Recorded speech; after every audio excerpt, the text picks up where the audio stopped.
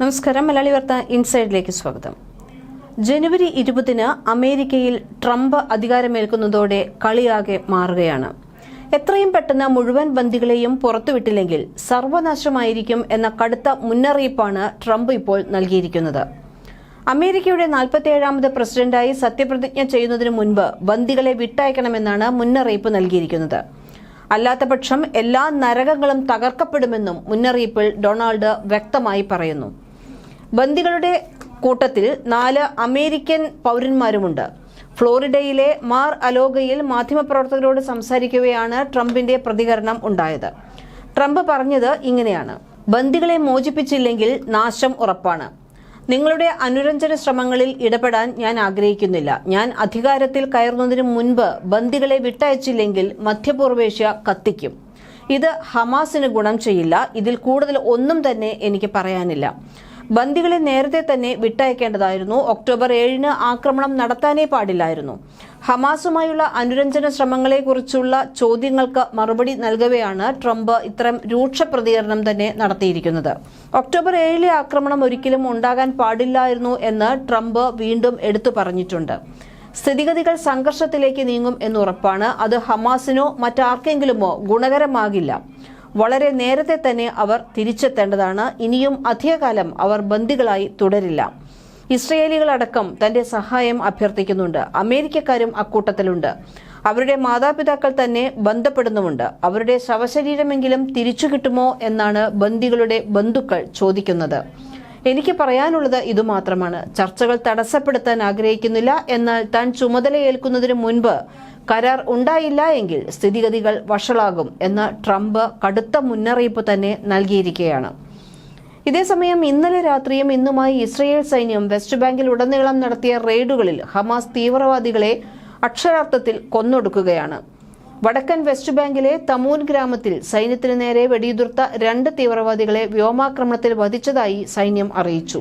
തൊട്ടടുത്ത ഗ്രാമമായ താലൂസയിൽ മറ്റൊരു തീവ്രവാദി കൊല്ലപ്പെട്ടതായും ഒരു ഇസ്രയേൽ സൈനികന് ഗുരുതരമായി പരിക്കേറ്റതായും റിപ്പോർട്ടിൽ പറയുന്നുണ്ട്.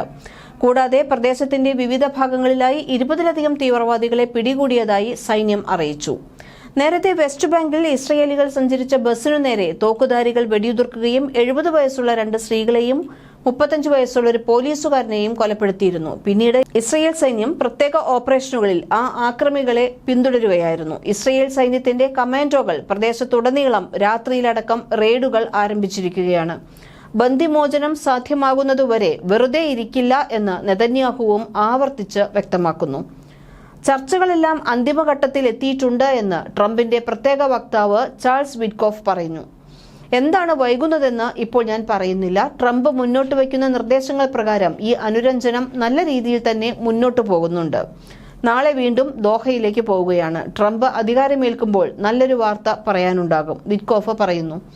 ബാക്കിയുള്ള ബന്ദികളെ മോചിപ്പിക്കാനുള്ള ചർച്ചകൾക്കായി പ്രസിഡന്റ് ബൈഡനും അദ്ദേഹത്തിന്റെ ഉന്നത ദേശീയ സുരക്ഷാ സഹായികളും മാസങ്ങളായി തന്നെ പരിശ്രമിച്ചുകൊണ്ടിരിക്കുകയാണ്. ഹമാസ് ചർച്ചകൾ നിരസിച്ചതായി ബൈഡൻ അഡ്മിനിസ്ട്രേഷൻ ഉദ്യോഗസ്ഥർ പറഞ്ഞതിനു ശേഷവും ബന്ദിമോചന കരാറിനായുള്ള ശ്രമങ്ങൾ തുടർന്നുകൊണ്ടിരിക്കുകയാണ്.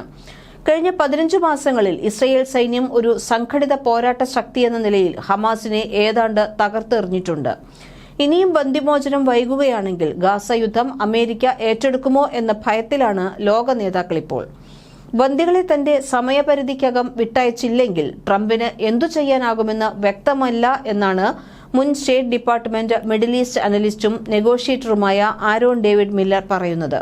ഇതേസമയം ഇസ്രയേൽ പ്രധാനമന്ത്രി ബെഞ്ചമിൻ നെതന്യാഹുവിനെ ബന്ദിമോചനത്തിനായി ഹമാസുമായുള്ള കരാറിന് പ്രേരിപ്പിക്കാൻ ട്രംപിന് കഴിയുമോ എന്നും അദ്ദേഹം ചോദിക്കുന്നുണ്ട്. ഹമാസിന് ഗുണകരമാകുന്ന ഒരു കരാറിന്റെ നിബന്ധനകൾ അംഗീകരിക്കാൻ ഇസ്രയേലിന് കഴിയാതെ വരികയാണെങ്കിൽ ഇനിയും ബന്ദിമോചനം അനിശ്ചിതത്തിലാകാനുള്ള സാധ്യതയുമുണ്ട്.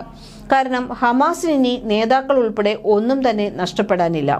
അതുകൊണ്ട് തന്നെ ബന്ദികളെ വിട്ടയക്കേണ്ടത് ഇപ്പോൾ ഹമാസിന്റെ ആവശ്യമല്ല, മറിച്ച് ഇസ്രയേലിന്റെയും അമേരിക്കയുടെയും ആവശ്യമാണ്. ഇസ്രയേലിന്റെയും ഹമാസിന്റെയും പ്രതിനിധികൾ ഖത്തറിൽ മധ്യസ്ഥർ മുഖേന ചർച്ചകൾ നടത്തുന്നുണ്ട്. നാളെ ട്രംപിന്റെ പ്രത്യേക വക്താവായ ചാൾസ് വിറ്റ്കോഫ് ദോഹയിലേക്ക് പോകുന്നുമുണ്ട്. ഏതുകാലത്തും ഇസ്രയേലിന് ശക്തമായ പിന്തുണ നൽകുന്ന നേതാവ് തന്നെയാണ് ഡൊണാൾഡ് ട്രംപ്. 2017 പ്രസിഡന്റായിരിക്കുമ്പോൾ അദ്ദേഹം ജെറുസലേമിനെ ഇസ്രയേലിന്റെ തലസ്ഥാനമായി അംഗീകരിക്കുകയും അമേരിക്കൻ എംബസി അവിടേക്ക് മാറ്റുകയും ചെയ്തിരുന്നു. ജെറുസലേമിലേക്ക് എംബസി മാറ്റുന്ന ആദ്യ രാഷ്ട്രവും അമേരിക്ക തന്നെയാണ്.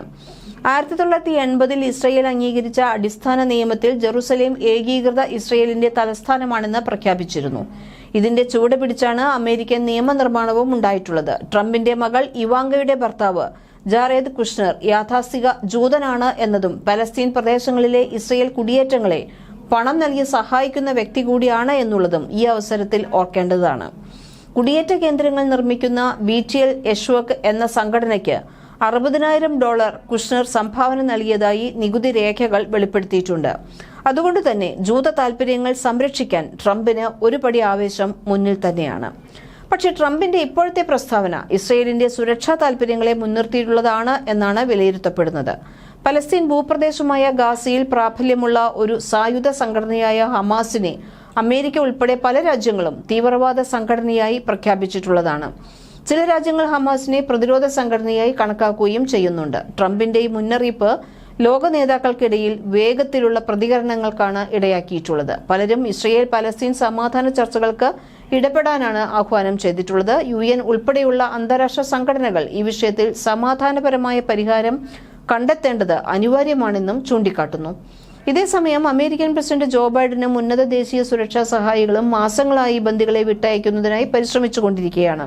ഹമാസ് സന്ധിധാരണകൾ നിരസിച്ചു എന്നാണ് റിപ്പോർട്ട്. 2023 ഒക്ടോബർ 7-ന് തെക്കൻ ഇസ്രയേൽ ആക്രമിച്ച് 251 പേരെയാണ് ഹമാസ് ബന്ദികളാക്കിയിരുന്നത്. പലരെയും പിന്നീട് മോചിപ്പിച്ചു.